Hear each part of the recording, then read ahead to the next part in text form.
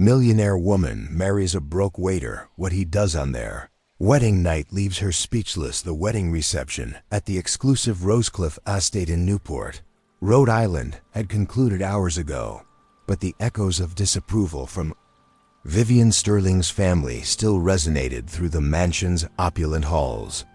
At 31, Vivian commanded a personal fortune of over $400 million, built through her revolutionary artificial intelligence company that had transformed medical diagnostics worldwide.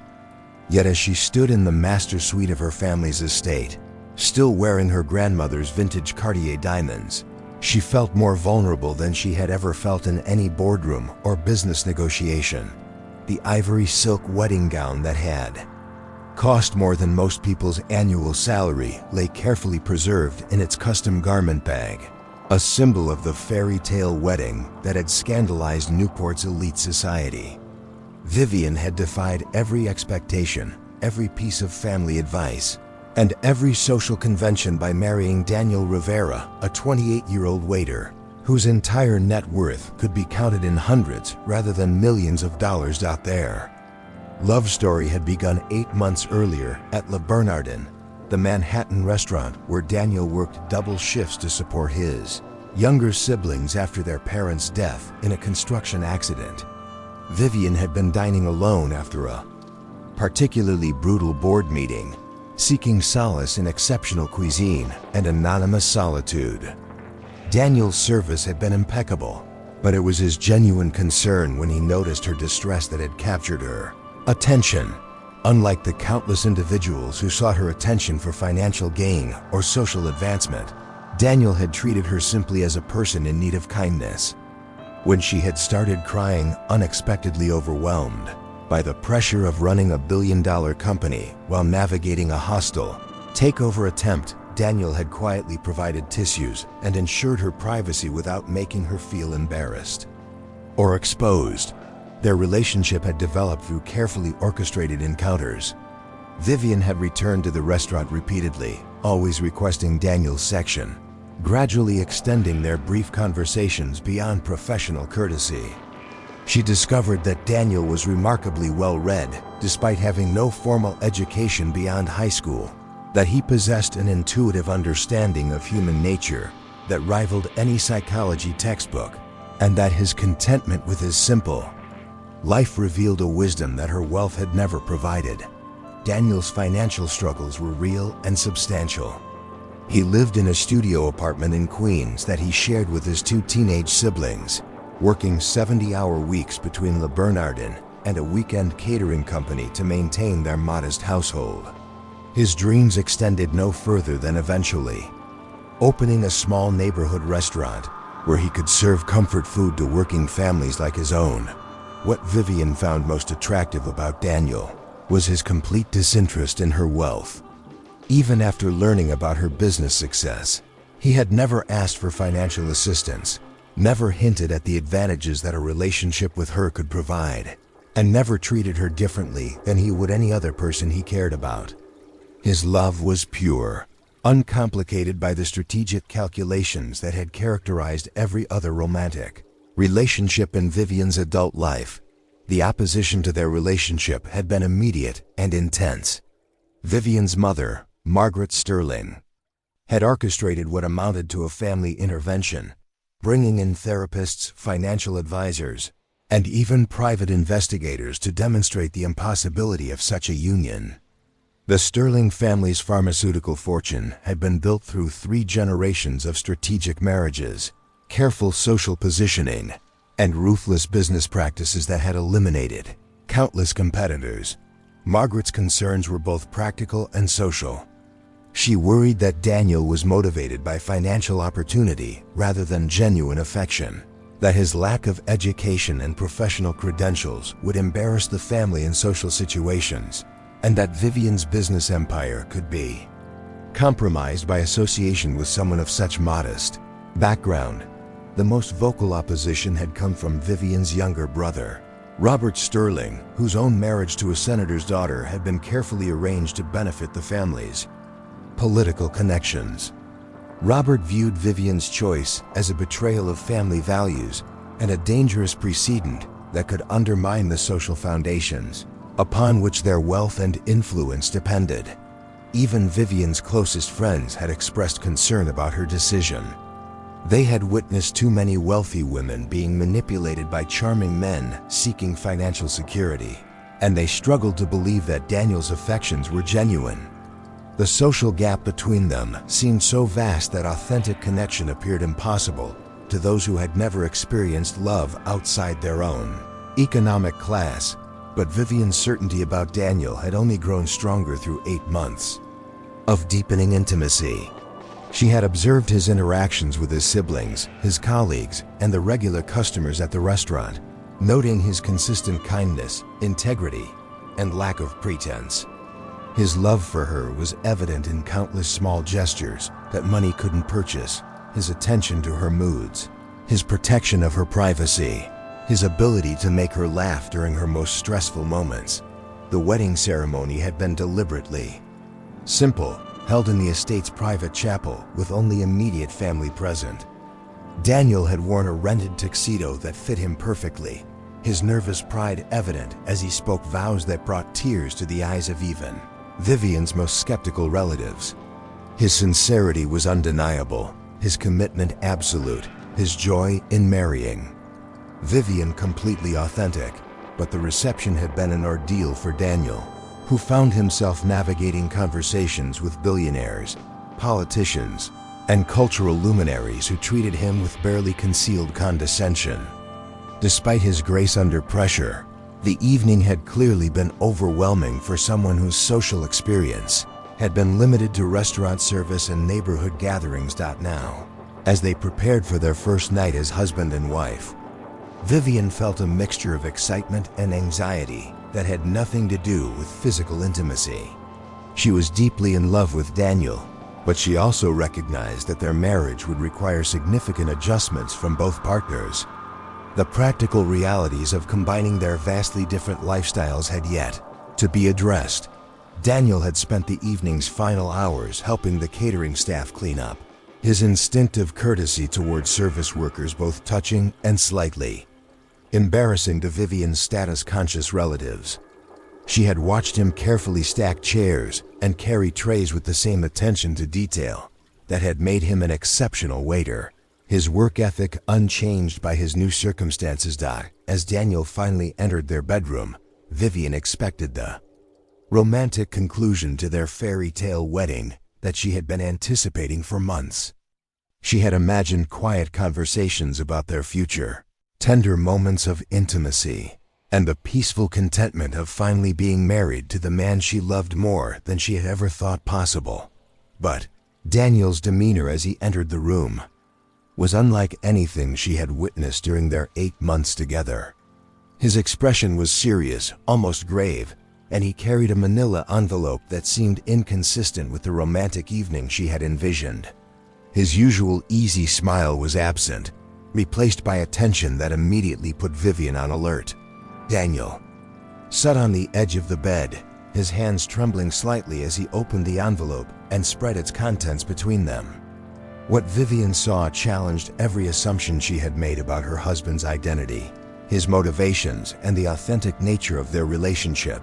The documents revealed a truth so shocking that Vivian's mind initially refused to process their implications. Her fairy tale marriage to a humble waiter was about to become something far more complex and potentially devastating than she had ever imagined possible. The silence in the master bedroom of the Rosecliff estate stretched between Vivian Sterling and her new husband like a chasm as she stared at the documents spread across their wedding bed.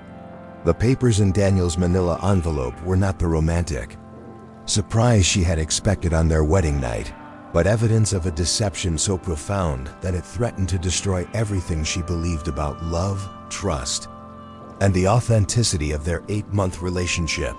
The first document was a private investigator's report, complete with surveillance photographs that had been taken throughout their courtship. Images of their intimate dinners, their walks through Central Park, their quiet moments in bookstores and coffee shops, all had been documented with the cold precision of a business transaction. Vivian recognized herself in these photos, but she was seeing their relationship from an entirely different perspective for the first time. The report detailed not just their public interactions, but Vivian's private routines, her business schedule, her family relationships, and her financial holdings. Every aspect of her life had been researched and cataloged with the thoroughness typically reserved for corporate espionage or hostile takeover preparations. The investigators' notes revealed an intimate knowledge of her vulnerabilities, her emotional needs, and her romantic history that no casual observer could have obtained. But the most shocking revelation was the client who had commissioned this comprehensive surveillance, Daniel Rivera himself. The man she had married, believing him to be a simple, honest waiter, had actually been conducting an elaborate investigation into her personal and professional life from the moment they first met.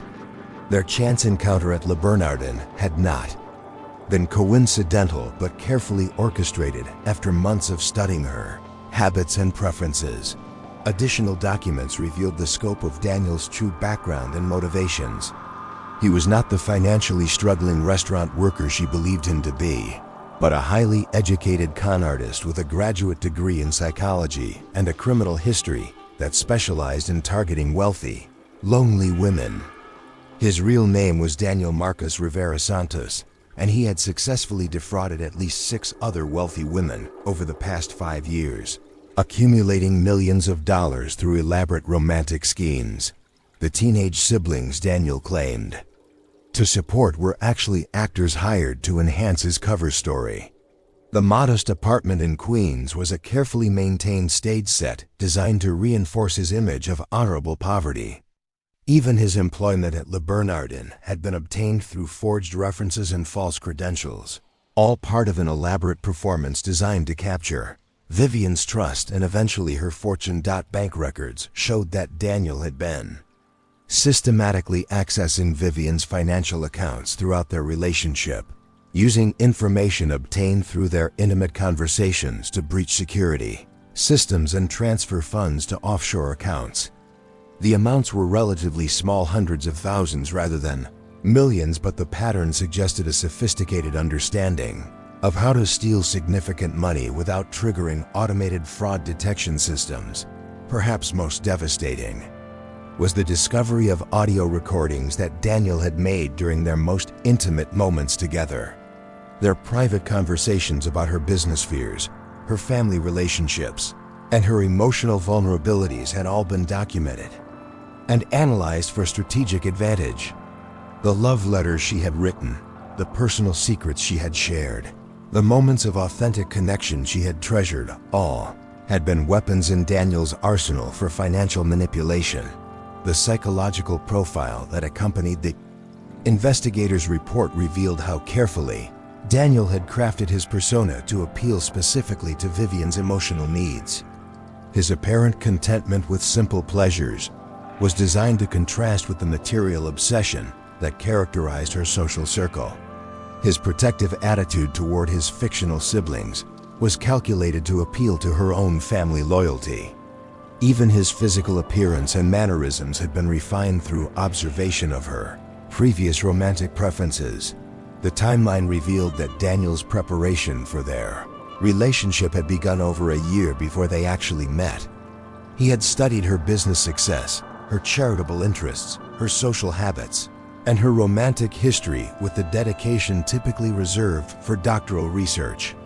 Their chance meeting at Le Bernardin had been the culmination of months of planning and preparation, but the most chilling aspect of Daniel's deception was its emotional sophistication. The psychological analysis suggested that he had genuinely studied how to create authentic-seeming emotional connection, how to manufacture the appearance of love while maintaining complete emotional detachment. His performance had been so convincing that even trained professionals had been deceived by previous victims. Legal documents revealed that Daniel's ultimate plan extended far beyond simple financial theft. Their marriage provided him with access to Vivian's business empire through community, property laws, and spousal privileges that could be exploited to gain control of her artificial intelligence company. The wedding she had viewed as the romantic culmination of their love story was actually the final step in a hostile takeover, attempt that would transfer billions of dollars in assets to Daniel's control. The scope of the conspiracy became apparent as Vivian continued reading. Daniel had not been working alone, but was part of a sophisticated criminal organization that specialized in targeting wealthy individuals through elaborate romantic schemes. Their success rate was remarkable because they combined psychological manipulation with legal expertise and financial sophistication that allowed them to operate within technically legal boundaries while devastating their victims. Vivian's hands shook as she realized the magnitude of her vulnerability. By marrying Daniel, she had granted him legal rights that could be used to destroy everything she had built. Her company's proprietary technology, her personal fortune, and even her family's pharmaceutical empire could be compromised through the legal access that marriage provided. But perhaps the most devastating aspect of the revelation was its emotional impact. Every moment of happiness Vivian had experienced during their relationship had been built on lies. Daniel's tender concern during their first meeting, his apparent disinterest in her wealth, his loving attention to her emotional needs all had been calculated performance designed to facilitate theft and manipulation. The memories that Vivian had treasured as evidence of authentic love were revealed to be carefully constructed deceptions. Daniel's protective behavior had been possessive control disguised as affection. His apparent contentment with their simple pleasures had been impatience to complete his mission disguised as romantic satisfaction. Even their physical intimacy had been part of his professional methodology for maintaining victim compliance. As the full scope of Daniel's betrayal became clear, Vivian experienced a psychological devastation that went beyond financial loss or social embarrassment. Her ability to trust her own judgment, to believe in the possibility of authentic love, to maintain confidence in her considerable intelligence, all had been shattered by someone whose deception had been so complete that she had voluntarily entered into legal partnership with her own destroyer. Daniel sat silently throughout Vivian's examination of the evidence. His demeanor shifted from the loving husband she thought she had married to the cold professional who had orchestrated her destruction. His transformation was complete and terrifying. The mask of affection removed to reveal someone who viewed her not as a beloved partner, but as a successfully completed business transaction. The revelation that concluded the documentation was perhaps the most shocking of all. Daniel had not revealed his deception out of guilt, remorse, or sudden attack of conscience. Instead, he was offering Vivian a choice. She could transfer a substantial portion of her wealth to him voluntarily, allowing him to disappear quietly while leaving her reputation and business empire intact. Or she could face public exposure of her gullibility, along with a drawn-out legal battle that would destroy her credibility and potentially cost her everything she had built. Vivian realized that Daniel's wedding night revelation was not confession, but negotiation, the final phase of a criminal enterprise that had successfully captured not just her money, but her legal vulnerability through marriage. Her fairy tale love story had been revealed as an elaborate business transaction, and she was being offered the opportunity to minimize her losses through cooperation with her own victimization. The master bedroom of the Rosecliff estate, which should have witnessed the romantic beginning of their married life, had instead become the setting for the most devastating betrayal of Vivian's life. The wedding night she had anticipated with joy and excitement had become a hostage negotiation where everything she valued, her wealth, her business, her reputation, and her ability to trust in human goodness, hung in the balance. As dawn approached over Newport's exclusive coastline, Vivian faced the most important decision of her life. She could submit to Daniel's extortion and preserve what remained of her empire, or she could fight back against someone who had demonstrated extraordinary skill at destroying wealthy women who had trusted him with their hearts and their futures, the woman who had built a billion-dollar company through intelligence, determination, And strategic thinking would need every skill she had developed to survive the greatest challenge of her life, escaping from a marriage that had been designed as a trap and reclaiming her life from someone who had stolen it through the simple but devastating weapon of manufactured love. Thank you for watching this story unfold with us here on M&A The Story Unfolds. If you enjoyed it, don't forget to subscribe to the channel and turn on the notification bell so you never miss a new tale. We'd love to know where you're watching. Leave a comment below and tell us what part of the world you're joining us from. Your support means everything. See you in the next story.